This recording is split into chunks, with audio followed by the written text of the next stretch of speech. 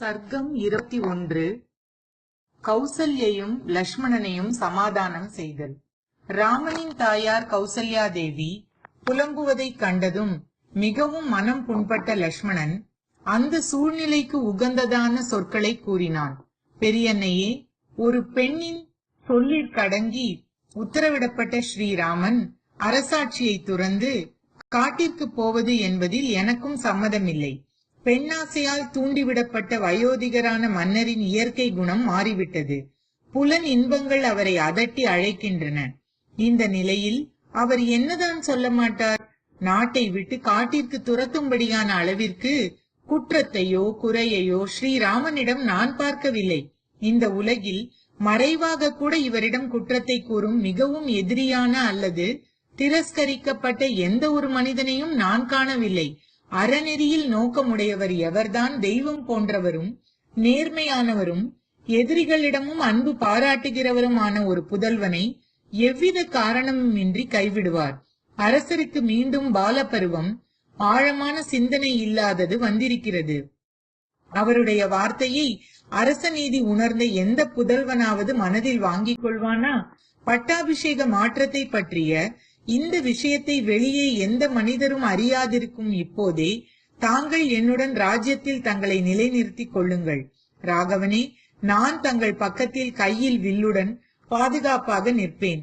கொடுங்காலனே வந்து நிற்பது போலிருக்கும் என்னை கண்டும் எனக்கு மேல் அதிக வீர பராக்கிரமத்தை காட்டக்கூடியவன் எவனேனும் இருக்கிறானோ? புருஷோத்தமா, எவரேனும் இதற்கு விரோதமாக புறப்பட்டாரே ஆனால் கூர்மையான என் பாணங்களால் இந்த அயோத்தி பட்டணம் முழுவதையும் மனித பூண்டே இல்லாமல் செய்து விடுவேன். பரதனுடைய கட்சியை சேர்ந்தவர்கள், அவனுக்கு அனுகூலமாக இருக்க விரும்புபவர்கள் அனைவரையும் கொன்று விடுவேன். இவ்வளவு கொடுமையாக நடப்பவனை கண்டுதான் உலகம் நடுங்கி போற்றும். அடக்கமும் எளிமையும் எப்போதும் அவமானத்தை தான் அடைகின்றன.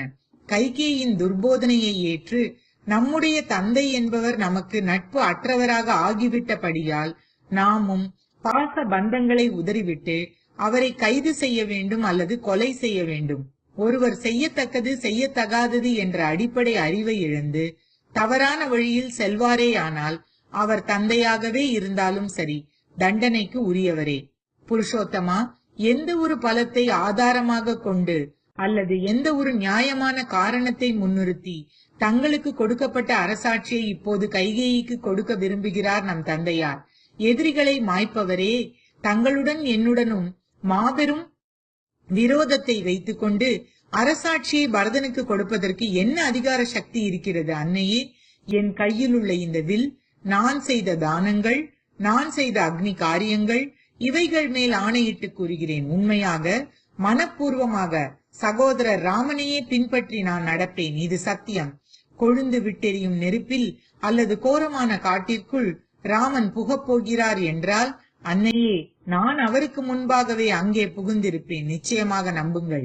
தாயே, சூரியன் உதயமானவுடன் இருள் முற்றிலுமாக ஒழிந்து விடுவதைப் போல என்னுடைய பராக்கிரமத்தினால் எதிரிகளை எல்லாம் ஒழித்து தங்கள் துயரத்தை துடைப்பேன். தாங்கள் அப்போது என் மகாவீரத்தை காண்பீர்கள்.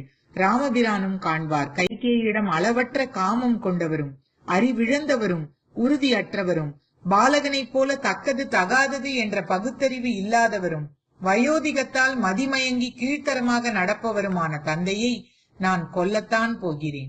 ராமனிடம் பேரன்பு கொண்ட லக்ஷ்மணனுடைய சொற்களை கேட்டுவிட்டு சோகத்தில் மூழ்கியிருந்த கௌசல்யை அழுதபடியே ராமனிடம் கூறினார். குழந்தாய், இனிமேல் செய்ய வேண்டிய காரியம் என்ன என்று உன் சகோதரன் லக்ஷ்மணன் சொன்னதை கேட்டாயல்லவா? அது உனக்கு சரியென்று நினைத்தால் அவ்விதமே செய். என்னுடைய சக்களத்தியின் முறைகேடான சொற்களை கேட்டு சோகத்தால் வெந்து கொண்டிருக்கும் என்னை இங்கே விட்டுவிட்டு நீ காட்டிற்கு செல்லலாகாது. தர்மம் அறிந்தவனே, நீ தர்மத்தையே அனுஷ்டிக்க விரும்பினால் இங்கேயே இருந்து கொண்டு உன்னை பெற்ற தாயாரான எனக்கு பணிவிடை செய்து மிகச் சிறந்த தர்ம பரிபாலனத்தை நடத்து. செல்வமே, பிடிவாதமாக தன் வீட்டிலேயே இருந்து கொண்டு தன் தாயாருக்கு பணிவிடை செய்வதன் மூலம் மிக உயர்ந்த தவம் செய்தவர் என்ற பெருநிலையை அடைந்து அதன் பயனாக காஷ்யபர் தேவலோகம் சென்றார்.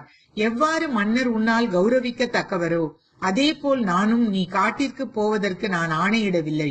நீ இங்கிருந்து காட்டிற்கு போகவும் கூடாது. உன்னை பிரிந்து வாழ்வதோ சுகத்தை அனுபவிப்பதோ என்னால் முடியாது. உன்னுடனே இருந்து கொண்டு வெறும் புல்லையே புசிக்க நேரிட்டாலும் அதுவே எனக்கு மேன்மையானது. சோகத்தில் ஆழ்ந்திருக்கும் என்னை இங்கேயே விட்டுவிட்டு நீ காட்டிற்கு போவாயானால் நான் உண்ணாவிரதம் மேற்கொண்டு உயிர் துறப்பேன். உயிரை காப்பாற்றிக் கொள்ள என்னால் இயலாது. நதிகளின் பத்தியான சமுத்திரராஜன் பெற்ற தாயாருக்கு வருத்தம் உண்டாக்கிய அதர்மத்தின் விளைவாக நரகவாசத்திற்கு ஈடான பெருந்துன்பங்களை அடைந்தான் என்பது எல்லாருக்கும் தெரிந்த கதை. மகனே, நான் மிகவும் துயரங்களை தவித்துக் கொண்டிருக்கிறேன். என் சொல்லை கேளாமல் நீ காட்டிற்கு போவாயே ஆனால் அறநெறி தவறிய அந்த செயலின் பாவ விளைவாக நீயும் பெருந்துன்பங்களை அனுபவிப்பாய். மிகவும் மனம் நொந்து புலம்பிக் கொண்டிருக்கும் தாயாரை நோக்கி தர்மாத்மாவான ஸ்ரீராமன் அறவழிப்பட்ட பதிலை கூறினார். தந்தையாரின் ஆணையை மீறி நடக்கும் சக்தி என்னிடம் இல்லை. தங்கள் திருப்பாதங்களில் தலை வைத்து வேண்டிக் கொள்கிறேன். நான் காட்டிற்கு போகவே விரும்புகிறேன்.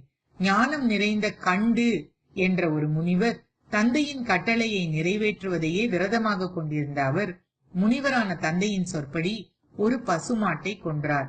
நம்முடைய குலத்தில் கூட முன்பு தந்தை சகரனின் ஆணைப்படி பூமியை தோண்டிய அவருடைய புத்திரர்கள் அனைவரும் சபிக்கப்பட்டு ஒரே சமயத்தில் உயிரிழந்தார்கள். காட்டில் ஜமதக்னியின் குமாரரான பரசுராமன் தந்தையின் கட்டளைப்படி தன்னை பெற்றெடுத்த தாயார் ரேணுகையின் தலையை கோடாரியினால் வெட்டிவிட்டார். அன்னையே, இவர்களாலும் தெய்வத்திற்கு சமமான மற்றும் பிற பெரியோர்களாலும் தந்தையின் வாக்கு தயக்கமில்லாமல் நிறைவேற்றப்பட்டுள்ளது. எனவே நானும் தந்தையின் சொல் வீணாகாதபடி நடப்பேன். தந்தையின் கட்டளைப்படி நடப்பது என்பது ஏதோ என் ஒருவனால் மட்டுமே செய்யப்படுவதல்ல. நான் முன்பு சொல்லிய மனிதர்களாலும் இவ்வாறே செய்யப்பட்டிருக்கிறது. தங்களுக்கு மனக்லேசம் தரும்படியான ஓர் அறநெறியை நான் புதிதாக உண்டாக்கவில்லை. நம் முன்னோர்களின் எண்ணமும் இப்படியாகத்தான் இருந்தது. அவர்கள் சென்று காட்டிய பாதையில்தான் நான் போகிறேன். தந்தையின் கட்டளையை ஏற்று நடப்பவன் ஒரு காலம் பழிச்சொல்லை அடைய மாட்டான். உலகில் இதற்கு மாறான விதி ஏதும் இல்லை. ஆகவே அறநூல் விதிகளுக்கேற்ப நான் செயல்பட போகிறேன். வில்லாளிகள் அனைவரிலும் மேலானவரும் பேச்சுத்திறன் உள்ளவர்களில் முதன்மையானவருமான அவர் இவ்வாறு தாயாரிடம் சொல்லிவிட்டு லக்ஷ்மணனை நோக்கி பின்வருமாறு கூறினார். லக்ஷ்மணா, உனக்கு என்னிடம் உள்ள எல்லையில்லாத பாசத்தை நான் அறிவேன். உன்னுடைய பராக்கிரமம், தைரியம், எவராலும் எதிர்கொள்ள முடியாத ஆன்ம பலம் இவற்றையும் அறிவேன். நல்ல லட்சணமுடையவனே, சத்தியம், பொறுமை ஆகியவை பற்றி என் எண்ணங்களை புரிந்து கொள்ளாத நம் அன்னை ஈடு இணையில்லாத பெருந்துயரத்தில் உழல்கிறார். தர்மம்தான் உலகில் எல்லாவற்றை காட்டிலும் மிக உயர்வானது. தர்மத்தில் சத்தியம் நிலை பெற்றிருக்கிறது. தந்தையின் இந்த ஆணையும் தர்மம் சார்ந்திருப்பதால் உத்தமமானதே. அறத்தையே வாழ்க்கை நெறியாக கொண்டுள்ள ஒருவன் தன் தந்தை, தாய் மற்றும் அந்தணனுக்கு வாக்கு கொடுத்துவிட்டு அதை நடத்தாமல் வீணாக்குவது என்பது செய்யத்தகாதது. அவ்விதம் தர்மத்தையே நம்பிக்கொண்டிருக்கும் நான் தந்தையின் ஆணையை புறக்கணிக்க மாட்டேன். தந்தையின் கட்டளையைத்தான் கைகேயி தேவி என்னிடம் கூறியிருக்கிறார். ஆகவே போர், எதிர்ப்பு, தன்னலம், மதிமயக்கம் என்றெல்லாம் கூறி போரை தூண்டிவிடும் சத்திரியர்களுடைய தர்மத்தில் மனத்தை செலுத்தாதே. தர்மத்தையே பின்பற்று. கொடுமையான எண்ணம் வேண்டாம். என் கருத்தை ஏற்றுக்கொள். சகோதர பாசமுடைய லட்சுமணனின் தமையனார் பாசத்தோடு கூட இவ்வுரையை சகோதரனிடம் கூறிவிட்டு மீண்டும் கௌசல்யை நோக்கி தலை வணங்கி கைகூப்பி கொண்டு இவ்வாறு சொன்னார். அன்னையே, நான் இங்கிருந்தே காட்டிற்கு போகப் போகிறேன். எனக்கு அனுமதி கொடுங்கள். மங்களமான மந்திரங்களை கூறி வழி அனுப்பி வையுங்கள். என் உயிர் மேல் ஆணையாக வேண்டிக் கொள்கிறேன். முன்பொரு காலத்தில் யயாதி என்ற மன்னர் தேவலோகத்திலிருந்து பூலோகத்திற்கு அனுப்பி வைக்கப்பட்டார். பின்னர் அவர் மறுபடியும் தேவலோகம் சென்று நிரந்தரமாக தங்கினார். அதே போல 14 ஆண்டு வனவாசம் என்ற கட்டளையை நிறைவேற்றிவிட்டு காட்டிலிருந்து திரும்பி பட்டணத்திற்கு வருவேன். அன்னையே, சோகத்தை நெஞ்சில் தாங்கிக் கொள்ளுங்கள். அதுதான் நல்லது. வருத்தப்பட வேண்டாம். தந்தையின் ஆணையை நிறைவேற்றிவிட்டு காட்டிலிருந்து அங்கே மறுபடியும் வருவேன். தங்களாலும் என்னாலும் வைதேகி, லக்ஷ்மணன், சுமித்ரா தேவி ஆகியோராலும் தந்தையின் கட்டளை ஏற்கப்பட வேண்டும். இதுதான் மிக பழமையான காலத்திலிருந்து அனுஷ்டிக்கப்படும் தர்மம். தாயே, என் பட்டாபிஷேகத்திற்காக தாங்கள் செய்துள்ள ஏற்பாடுகளை நிறுத்திவிடுங்கள். துக்கத்தை நெஞ்சிலேயே அடக்கிக் கொள்ளுங்கள். காட்டில் போய் வசிப்பது என்ற தர்மானுகூலமான என் முடிவை அங்கீகரியுங்கள். அறநெறிப்பட்டதும் சஞ்சலம் இல்லாததும் உறுதியானதுமான இந்த உரையை செவியுற்ற தாயார் உயிரற்றவர் போல சிறிது நேரம் மூர்ச்சித்து கிடந்து பின்னர் ராமனை பார்த்து பின்வருமாறு கூறினார். மைந்தனே, சுதர்மம், நல்ல ஒட்டுறவு என்ற நோக்கில் தந்தையார் எப்படி உன்னால் கௌரவிக்கத்தக்க பெரியவரோ அதே போலத்தான் நானும் கௌரவிக்கத்தக்கவள். நான் உனக்கு அனுமதி கொடுக்க மாட்டேன். மிகவும் துயரத்தில் தவித்துக் கொண்டிருக்கும் என்னை இங்கே விட்டுவிட்டு நீ இவ்வாறு வெளியே போகக்கூடாது. நீ இல்லாமல் மற்ற எல்லா சௌக்கியங்களுடன் இந்த உலகத்திலோ பித்ருலோகத்திலோ தேவலோகத்திலோ நான் வாழ்வதால் என்ன பயன்? உன் பக்கத்தில் ஒரு முகூர்த்த காலம் இருந்தால் அதுவே அனைத்து ஜீவ பிராணிகள் வாழும் நாட்டின் ஆட்சியை காட்டிலும் சிறந்ததாகும். தன் போக்கில் சென்று கொண்டிருக்கும் ஒரு பெரிய யானையை தீ பந்தங்களால் அடித்து மறித்து நிறுத்த சில பேர்கள் முற்பட்டாலும் அது பாதகமான சூழ்நிலைக்கு அஞ்சாமல் தன் வழியிலேயே செல்வதைப் போல பெற்றெடுத்த தாயாரின் இறங்கத்தக்க பிரலாபத்தை கேட்ட பின்னரும் ராமன் தன் நிலையில் உறுதியோடு இருந்தார்.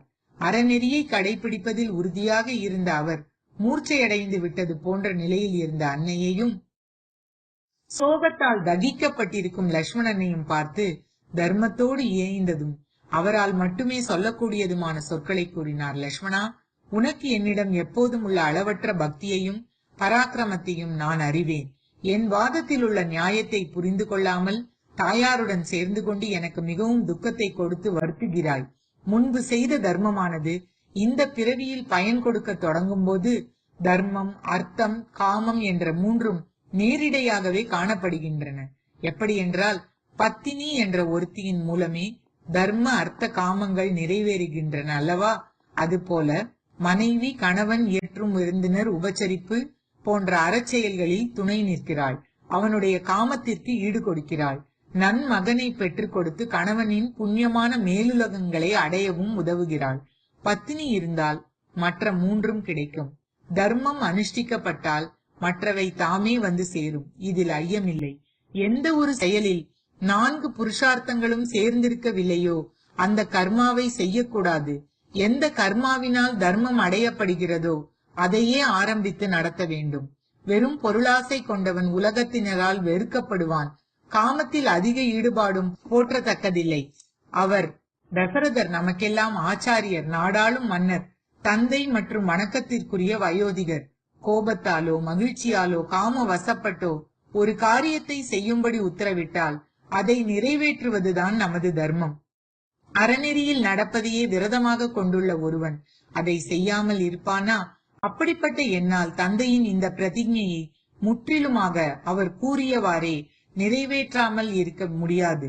தம்பி லட்சுமணா, அவர் நம் இருவருக்கும் கட்டளையிடும் அதிகாரம் உடையவர். நம் தாயார்களின் கணவர். அவர்களுக்கு அவரேதான் புகலிடம், அவரேதான் தர்மம். அறநெறி தவறாத மன்னர் இன்னும் உயிரோடு இருக்கிறார். குறிப்பாக தன் ஆட்சி அதிகாரத்தையும் செலுத்திக் கொண்டிருக்கிறார். இந்த நிலையில் யாரோ ஒரு விதவை மாது தன் மகனுடன் இருப்பதைப் போல நமது அன்னை என்னுடன் கூட எவ்வாறு வெளியே வரலாம்? அன்னையே, காட்டிற்கு போவதற்கு எனக்கு அனுமதி அளியுங்கள். சௌக்கியமாக திரும்பி வருவதற்காக எங்களுக்கு ஆசிர்வாதங்களை செய்தருள வேண்டும். சத்தியம் தவறாத யயாதி மீண்டும் சொர்க்கத்திற்கு திரும்பி சென்றது போல வனவாச காலகெடு முடிந்தவுடன் நான் திரும்பி வருவேன். எனக்கு என்று ஒருமையில் சொல்லாமல் எங்களுக்கு ஆசி செய்க என்று பன்மையில் ராமன் கூறுகிறார். இந்த ராஜ்யத்தை பெறுவதற்காக மிக பெரிய புகழை தரக்கூடிய தர்ம பரிபாலனம் என்ற நெறியை நான் பின்னுக்கு தள்ள மாட்டேன். வாழ்க்கை என்பது சிறிது காலம்தான். ஆகவே மிகச் சிறு லாபமான இந்த நாட்டின் ஆட்சியை அறமில்லாத முறையில் நான் பெற விரும்பவில்லை. தண்டகாரண்யத்திற்கு போவதில் உறுதியான துடிப்புடைய புருஷ காளையான அவர் இவ்வாறாக அன்னைக்கு சமாதானங்கள் கூறி தன் தம்பிக்கும் தர்மம் என்பது என்ன என்பதை விளக்கி காட்டிய பின் தாயாரை தன் நெஞ்சுக்குள் வலம் வந்தார். ஸ்ரீமத் வால்மீகி ராமாயணம் அயோத்தியா காண்டத்தில் 21வது சர்க்கம் முற்றிற்று.